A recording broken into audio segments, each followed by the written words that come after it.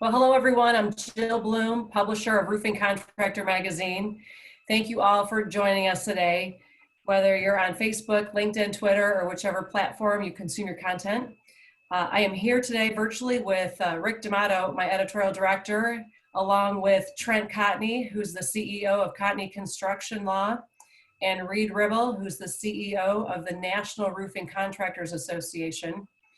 And we have had so much change. It seems like change happens every hour at this point, but it's good to get an update. And we've got some questions. So Rick, I'll turn it over to you so we can start from there. Thanks, Jill. I'll start with Reed. Reed, thank you for taking your time again. And I wanted to ask you about what I thought was an awesome town hall that NRCA conducted earlier this week, a town hall call. Would you tell our listeners about that and maybe give us some of your key takeaways? Well, Rick and Jill, it's great to be with you and with the folks in the virtual world here as we're all working from home.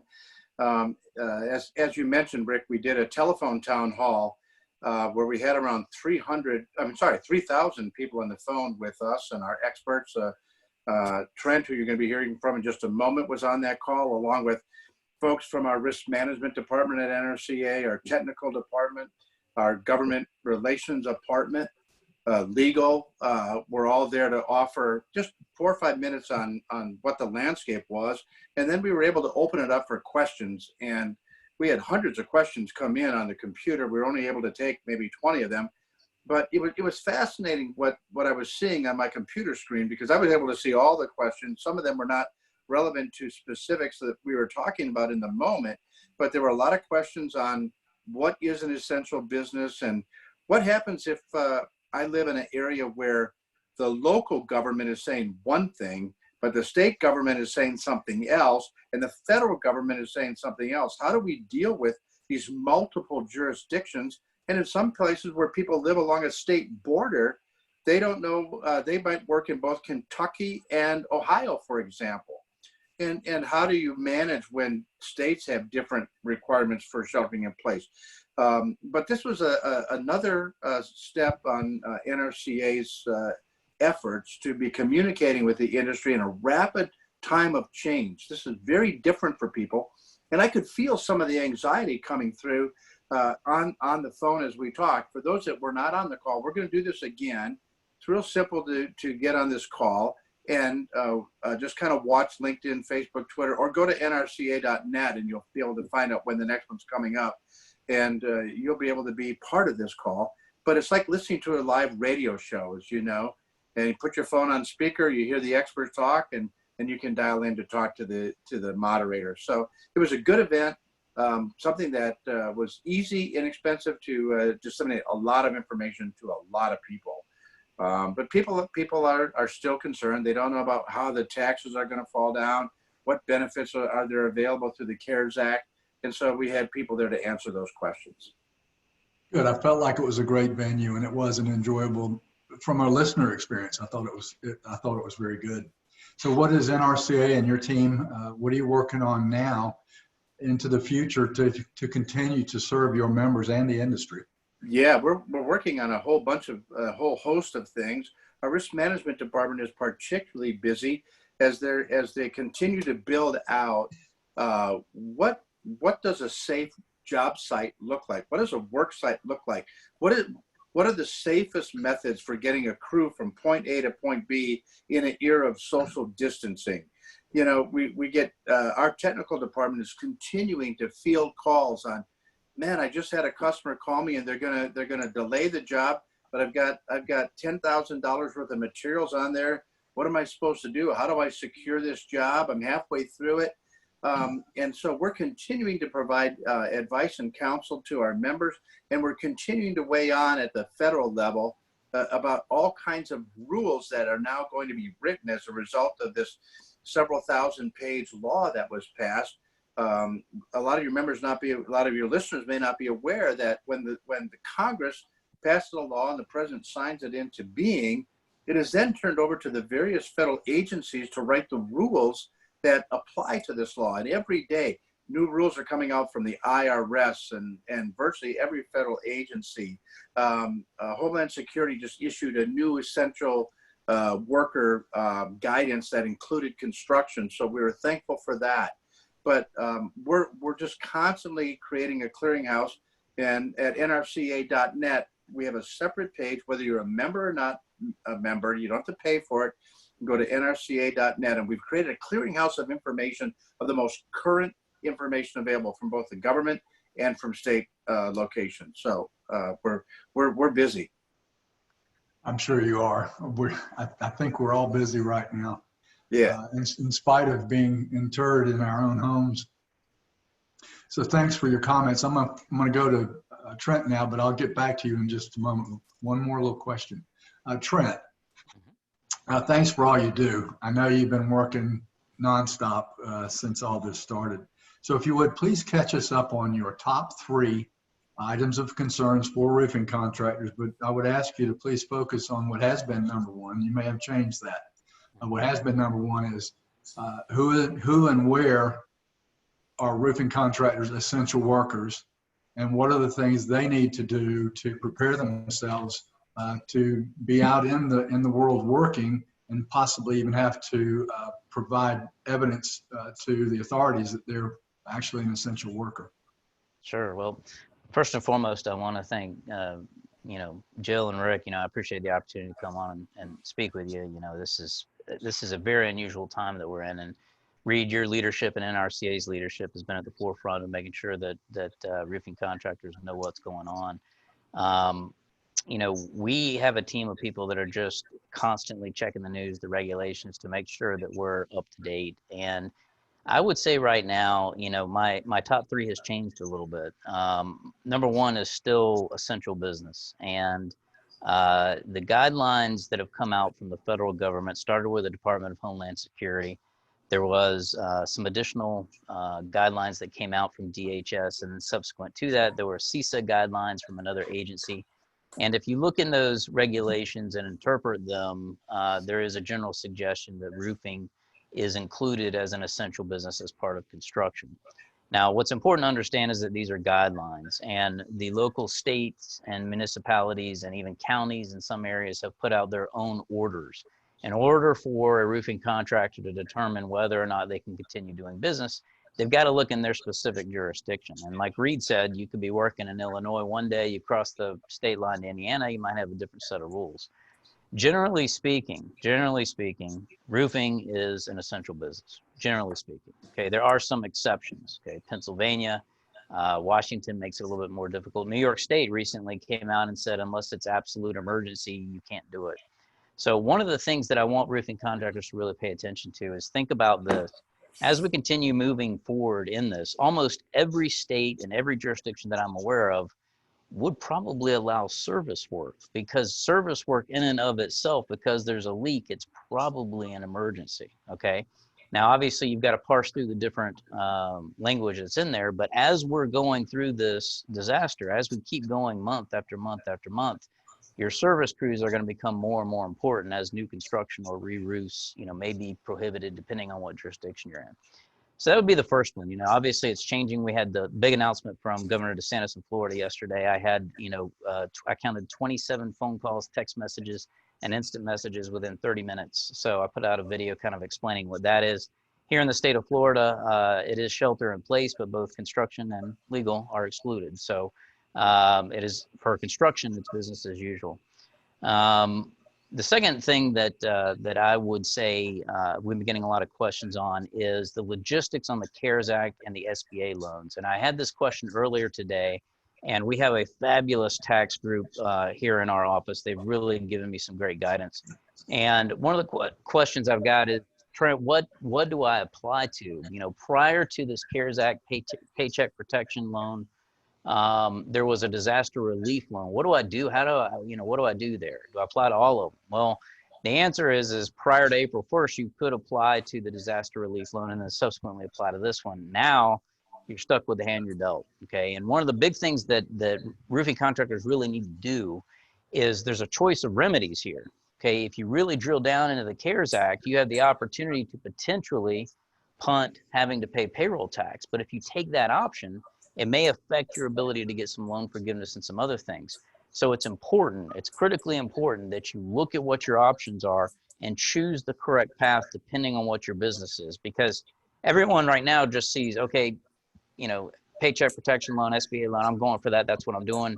There may be other options available. So understanding that, understanding your business before you make those decisions are critical. The third thing and final thing I would mention is I view the coronavirus as 3 phases, okay?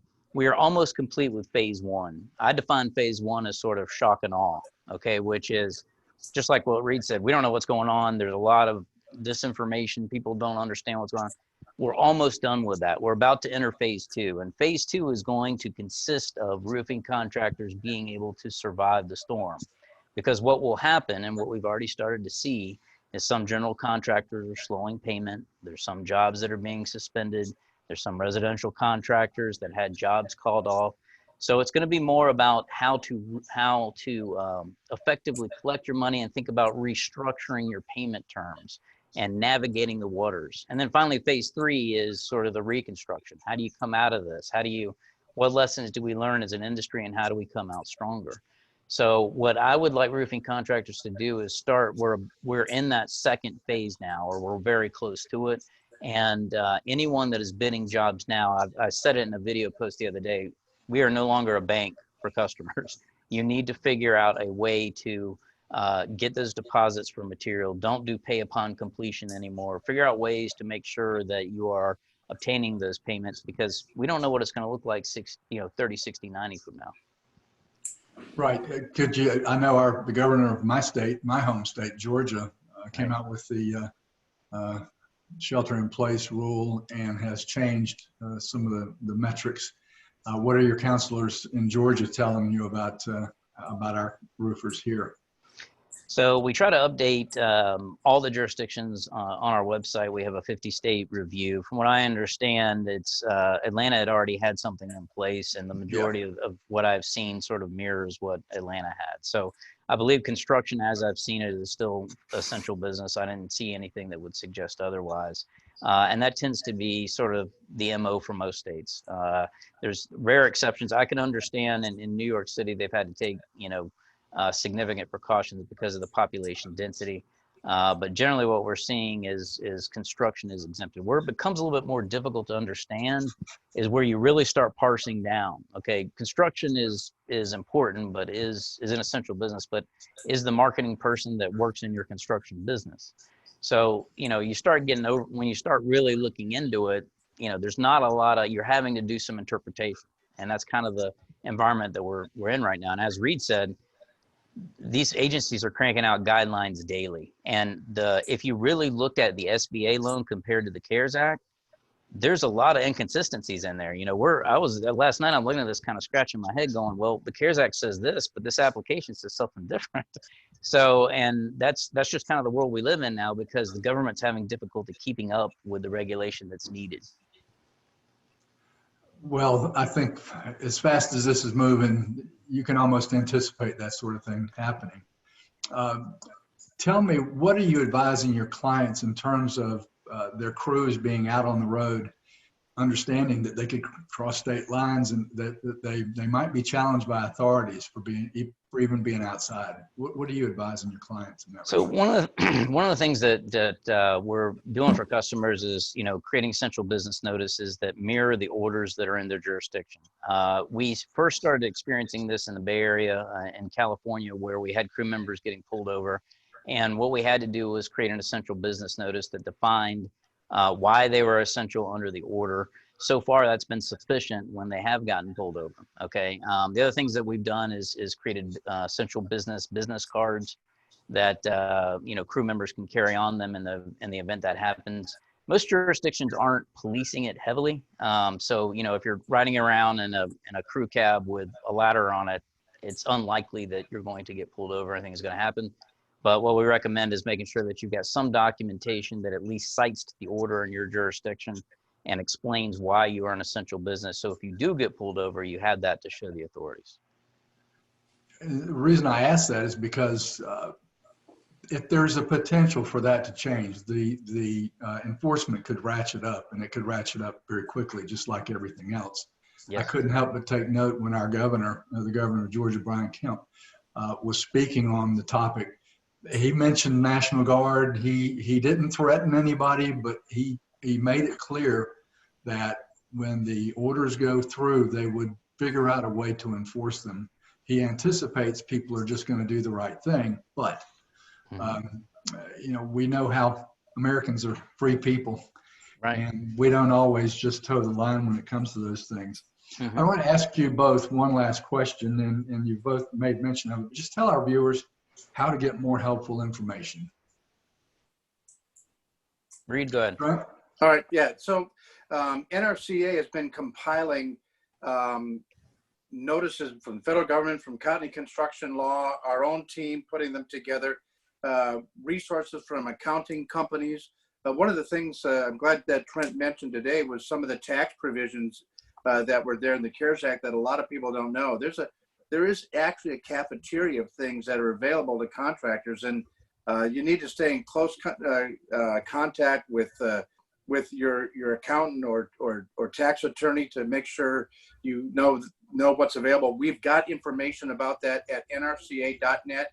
Click on the COVID banner at the top of the page, and it'll take you to literally resources and virtually every topic that we've talked about today. And everything that Trent has sent us, we've posted. Everything that we're compiling from the federal government, we're posting. And we're going through everything as this information comes in to make sure that what's there is accurate, because there's a lot of misinformation on this World Wide Web of ours. And so vetting that information takes some time, as I'm sure Trent can speak to as well. Thanks, Reed, and thanks for everything NRCA does and has been called to do during all this. Trent, do you have anything to add? Sure. So yeah, obviously NRCA.net is a tremendous resource. Their database is very robust. There's a lot of information there. We have our own database on cotneycl.com or roofinglawyer.com that has all of our legal content on it. One of the things that I've been really trying to do, because this information changes every hour, is using both my Facebook and LinkedIn, using our company's different social media to put out videos and post to keep people updated. For example, this morning I put out something about the changes to I-9 and immigration status with COVID-19. So that's a good way. If you want to know the absolute latest information as soon as it happens, I post stuff within an hour of it happening or less. Well, thanks. And again, thank both of you for taking the time with us. And I know that's it's very valuable at this point in time. But what you've given our viewers, our readers, our subscribers has been most valuable, and we appreciate it. Jill? Thank you, everyone. I do have one last question for you, Trent. I was on your link. I saw one of the posts you had on LinkedIn, and I think it had something to do with disaster. Was it the Disaster Recovery Act, or there was something about? Yes. So I believe you're talking about Section 139. So everyone is focused on the CARES Act and what the different options are under that. But what a lot of people have missed and they don't realize is that once the president declares a national emergency, then that opens up qualified disaster payments under Section 139 of the tax code. So Section 139 is like an ESA payment or an HSA payment, that kind of stuff. So what it allows you to do is make tax-free, tax-deductible payments for things like sanitizer, childcare, tutoring, additional commuting time, home office expenses if your employees have to make a home office expense. Why is that important? That's important because you're not having to pay W-2 wages. You're paying it as almost a reimbursement. So there's some tax advantages for both the employer and the employee. For anybody that wants more information on that, I did do a very lengthy post on it, and we have an article that I will send to NRCA as soon as we get it done here. Fabulous. Well, yes, thank you guys so much. Again, so much content and just nuggets. We always like to put out some great nuggets out for everybody in the roofing industry. And we appreciate, again, your time. Everybody have a great night. Thanks for watching. If you need any other information, it's also available on roofingcontractor.com, as well as all of our contact information. Thanks so much, guys. Thank you. Thank you.